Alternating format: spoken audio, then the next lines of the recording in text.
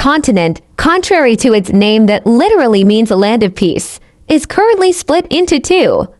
The kingdoms have been hostile to each other for almost a millennium. As if it wasn't enough quandary, a cursed existence born from an illicit affair between a royal princess and a paladin happened. Said knight defeated countless magical beasts, a hero who protected his nation from its enemy country. Blessed by a god, he was given a power so immense for a mere human to wield. But such power does not come without a price. Abstinence is required. Casting aside all pleasures of body and mind, he became a true disciple of the god. However, that very hero sired a child. Said child inherited her mother's physical traits.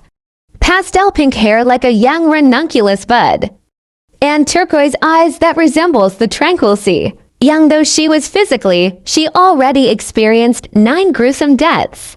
She experienced dying at 10, 11, and even as early as 3 years old. Up to the 9th loop of her life, after the paladin picks her up from the foster home, she would often hear the maids gossiping about her late mother, the first princess. Though their kingdom was victorious through the efforts of the golden-haired paladin, they lost their first princess in the war. When the first princess died, a will, written by the princess herself, surfaced.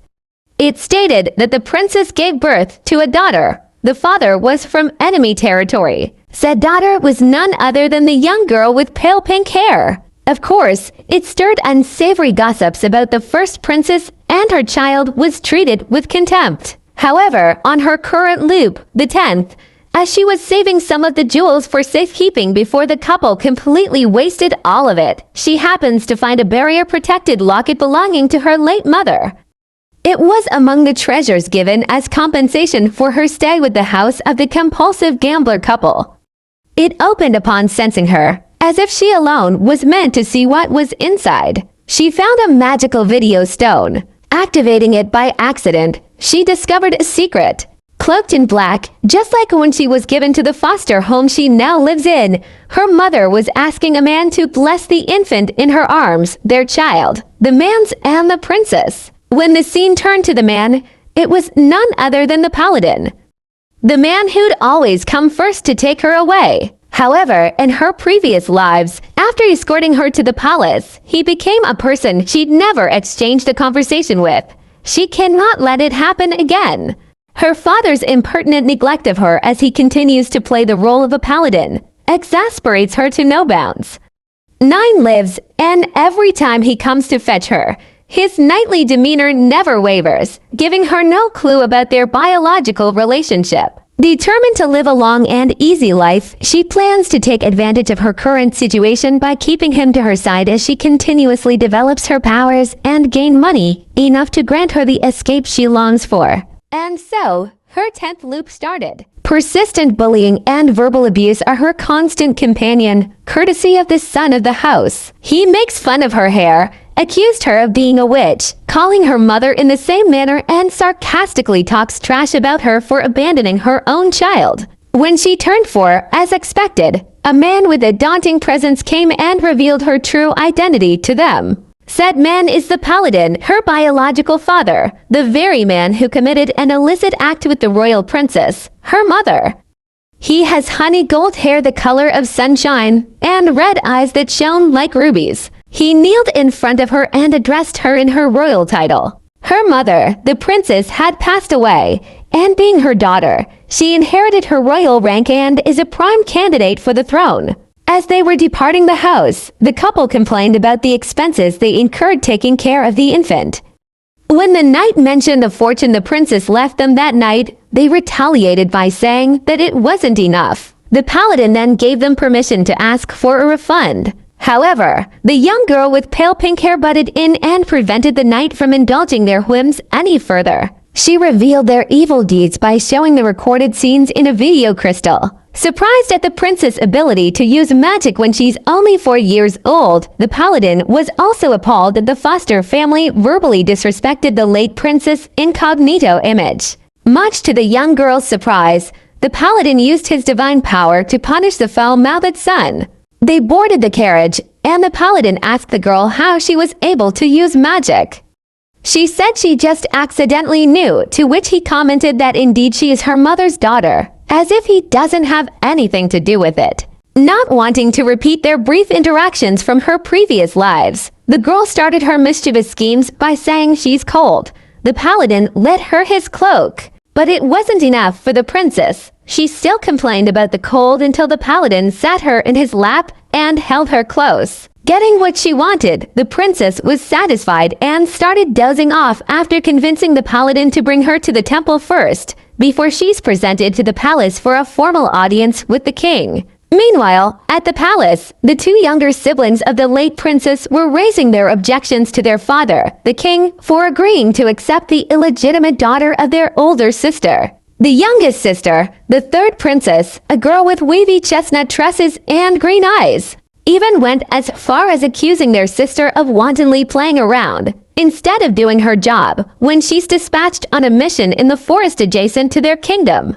The second princess, with hair and eyes the same color with her younger sister, but her hair is flat out straight, intervened and reminded the younger princess to avoid using crosswords. Turning to their father, the second princess inquired if the rumors were true, that the father of the child is really unknown. The king confirmed it by saying that nothing much was mentioned about the father in the late princess' will. When the third princess started talking about kicking the child out of the palace, the pontifex of their kingdom, a man with short golden hair and eyes of the same dark hue, entered the grand hall. The monocle on his left eye and his serious demeanor gives him an imposing aura. The palace can't simply discard the young girl. According to prophecy, the young girl who's about to arrive is the one who will bring light to their kingdom. The second princess exclaimed her disbelief. It's been 100 years since the last prophecy. Why should it matter now? The third princess even questioned the legitimacy of said prophecy. However, the pontifex firmly stated that such divination makes the child someone they can't entirely repel from the royal family, even if they don't want to accept her as successor to the throne. Meanwhile, said child has arrived at the temple and was carrying out her first test of her loop life. If indeed it's any different, then what she's about to do will have a different outcome. Left to her own devices, as she requested, she confronted the god statue inside the prayer room. 9 times seemed to be enough punishment for the wrongdoings of her parents. It's about time she has given a different route. Testing fate, she jumped into the stream installed in the prayer room. What she thought was shallow water was deep for her age. She miscalculated. She'd die again for sure. But no, someone saved her and was fussing about her. It was her father, the paladin. Looking at him, his knightly clothes soaked from head to toe while wearing a bothered expression, he appears to be genuinely worried for the princess. There was a second-class priestess, a young lady with short blonde hair. A pair of a rank lower, second-class priestesses also joined the fray. One was with coral hair, while the other is a bespectacled lady with twin-braided black hair. Fortunately, no harm came to the princess. She slept the entire day. Probably the side effect of the paladin's divine power due to its stabilizing properties. Being assured that the young princess was safe, the paladin left her to the priest and priestess and went to his room. The paladin is not a cold-hearted person, but rather a man who knows the weight of his significance.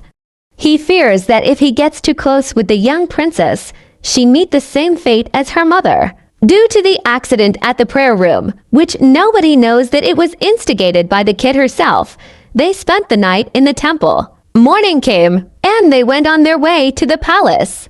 The priest and priestess bestowed her new garments. Clad in immaculate clothes befitting a high priestess, the paladin presented her to the king. Her garb in her current lifetime is another major difference from her previous lives. For 9 loops, she was always garbed with peasant dress, can barely speak, and was driven away by her grandfather. Memories of her bad experiences came flooding the moment she saw the king. Thinking that the reason she's shaking in fear was because she's not used to strangers, the paladin tried to assure her. Knowing that no one really understands her predicament, the young princess faced her grandfather and allowed herself to be subjected to the hurtful gazes of her aunts. Upon closer inspection, the king, who bears the same color of hair and eyes as the young princess, deemed it unnecessary to investigate the legitimacy of her birth and claim. Sensing that his declaration isn't enough, the young princess relayed the prophecy that the god of their kingdom bestow upon her. She was urged to face her maternal family and was told that their god will use her dearly. Soon she be freed from her suffering. Of course, such prophecy was made up by her, but nobody knows about that. Surprise and doubt plagued the king, that he asked the pontifex if he told anyone about the oracle he disclosed yesterday. The pontifex told them the truth. He has not, except to them, the royal family. The king took the young princess' words as a divine revelation. He asked her if the god divulged anything else. She told him that the god appointed the angel knight to be her exclusive aide. Angel knight is what she calls the paladin, after he saved her from the abusive family and prevented her from dying in the stream installed inside the god's prayer room. However, the paladin respectfully declined. He can't be her personal guard. Being of high status, a paladin is flooded by work that concerns the kingdom's stability. Swamped by daily tasks, he can't assure the safety of the princess with divided attention. The second princess, who was the main reason of the young princess' death in her ninth loop, intervened. She would appoint a royal knight for the young princess. It is something that the pastel pink-haired looper, the young princess, cannot allow. But try as she might, she lost the fight. The womanizer knight, clad in black and red, the official garb of the royal knights, was appointed as her escort.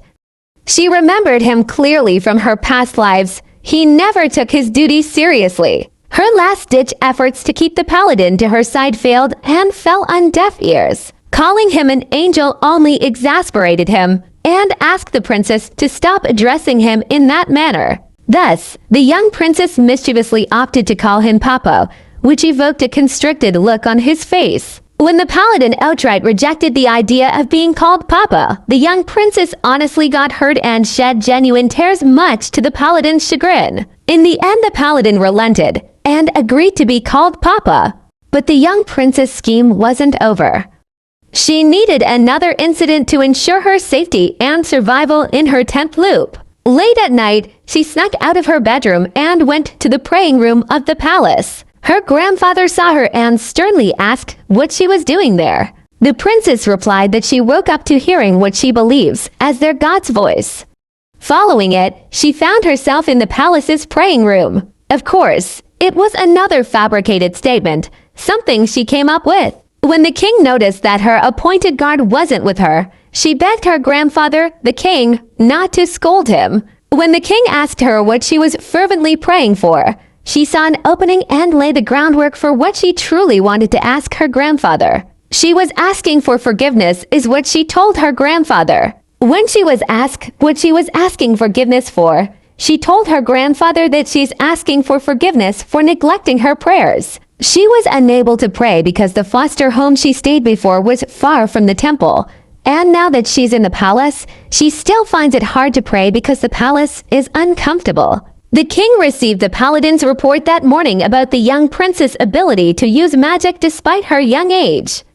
Then, seeing her devotion for the god of their kingdom, how can he not allow her to stay at the temple? And so, the young princess got what she wanted. The 3 priestesses who attended to her during their previous stay were ecstatic hearing the news that she'd be staying in the temple for a long time. That day, she saw the paladin coming to the temple and fervently welcomed him.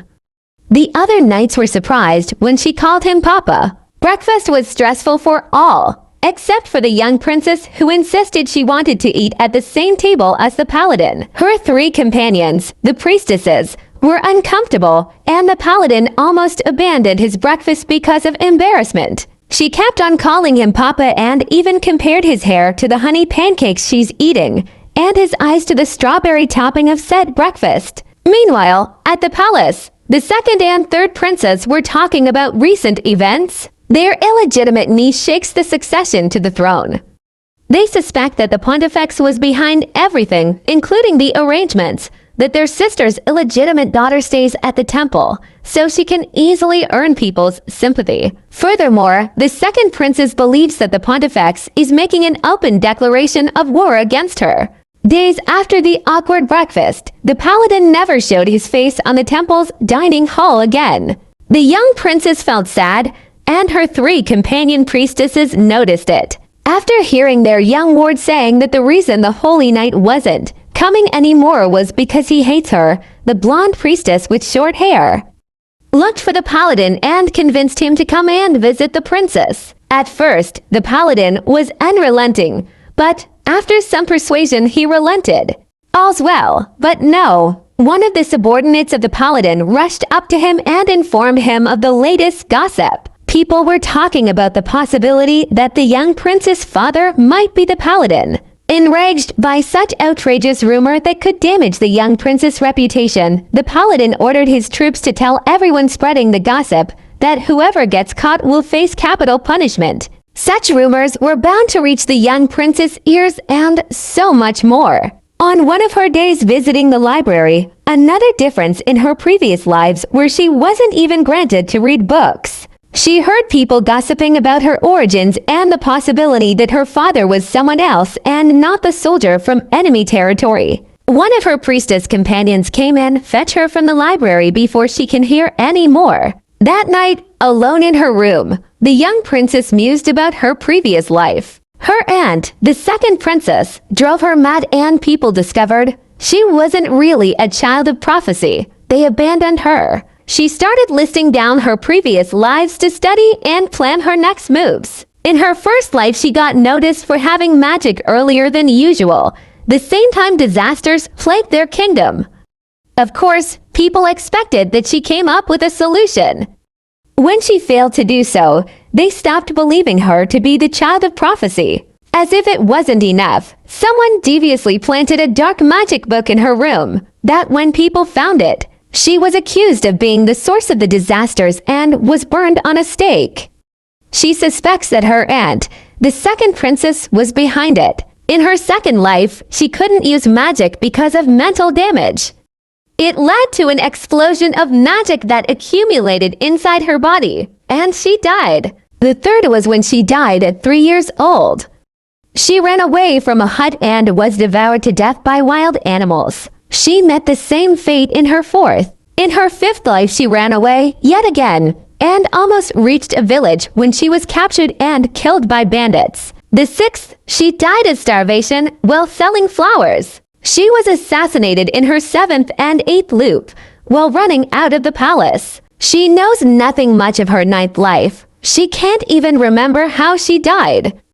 All she can remember was a big explosion. If she learned anything from her previous deaths, she both lacks money and power. But how to obtain is her main problem. She won't be trained for magic until she's 12 when she be given a middle name, marking the official recognition of her powers. Sensing that her father, the paladin, was outside her room, she started to voice out her concern. People are talking about her because she doesn't have a middle name, that her bad is blood. The paladin rushed inside her room and sternly told her that her blood is noble. She is her mother's, the princess, daughter after all. He promised her that he'll ask his superior, the pontifex, if they expedite the appointment of her middle name. And so he did. He talked to the pontifex about it. The pontifex listened to his proposal, but he reminded the paladin to never meddle with such affairs in the future.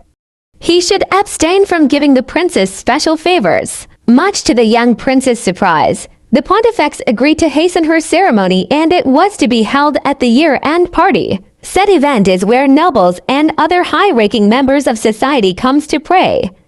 It is also where the paladin will be decorated for his continuous service to their kingdom for 3 years. After the prayer for the dearly departed and the king's speech, the young princess was introduced and was formally recognized as a royal princess by inheritance. The pontifex started the ritual for giving her a middle name.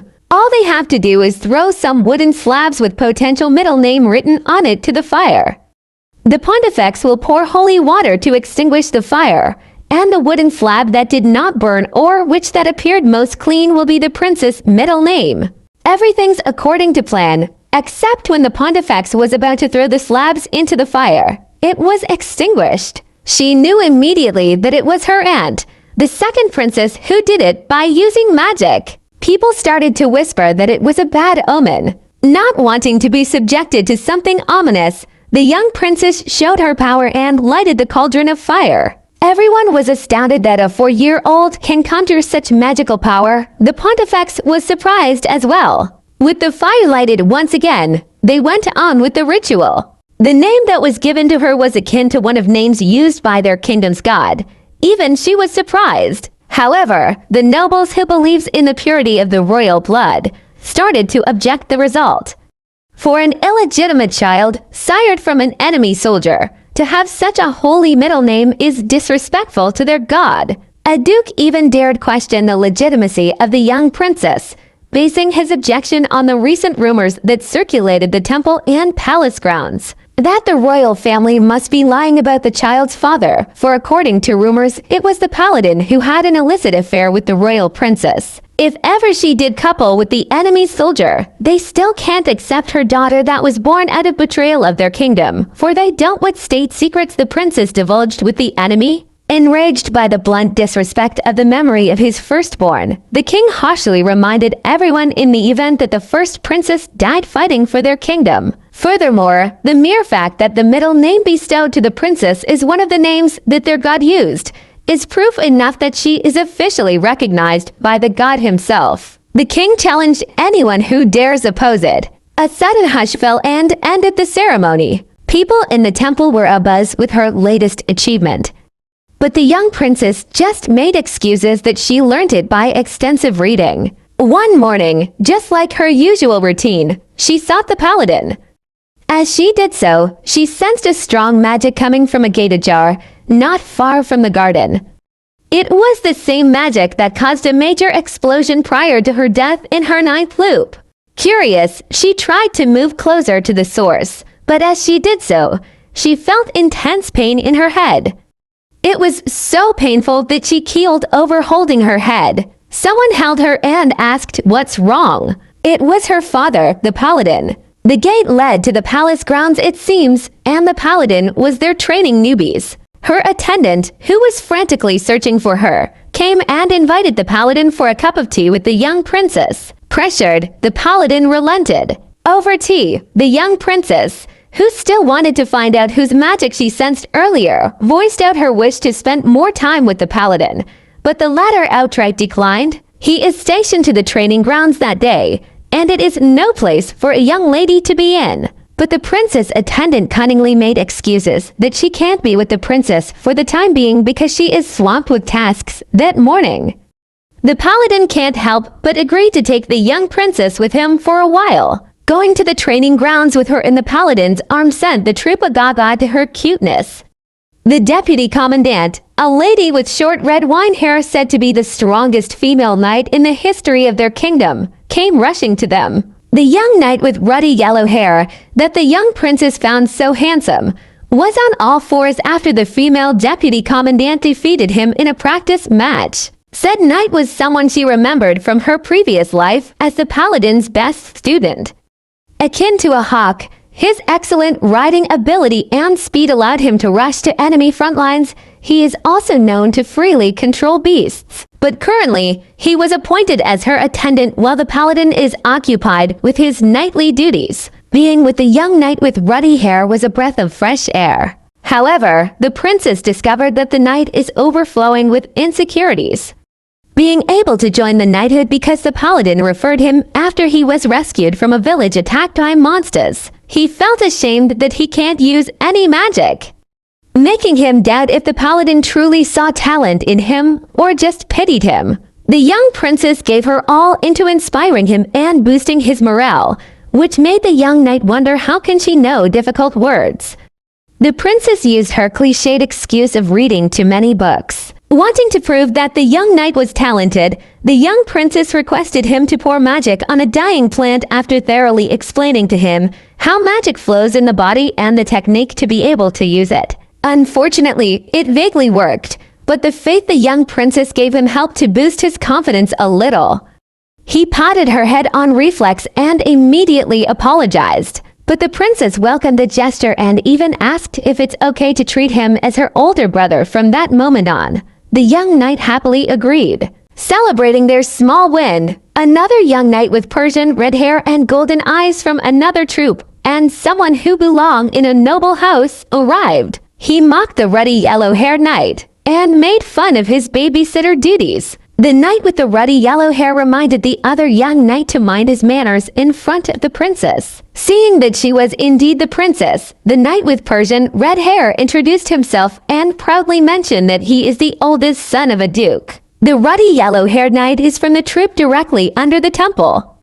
They have gold and blue uniforms, signifying the holy colors of their god's kingdom. On the other hand, the Persian red-haired knight is donned in black and maroon with red embellishments, which signifies the colors of the royal family. Inquiring as to what the princess was doing in the training grounds, the young princess briefly said that she wanted to meet the great knights that protect their kingdom. Hearing her reply, the knight with Persian red hair found another opportunity to mock her attendant knight. If the young princess wanted a knight to guard her, it would be way better if she chose another one, instead of the wimpy knight with her. It was when he mocked the paladin and his humble origins that the knight with ruddy yellow hair exploded and tried to pull out his sword to defend the honor of their commander. The young princess knew that if a knight from a commoner family is to attack a knight with prestigious family background, things could get messy. Even if the knight from a noble family started it all, the knight with the lesser status would get into trouble.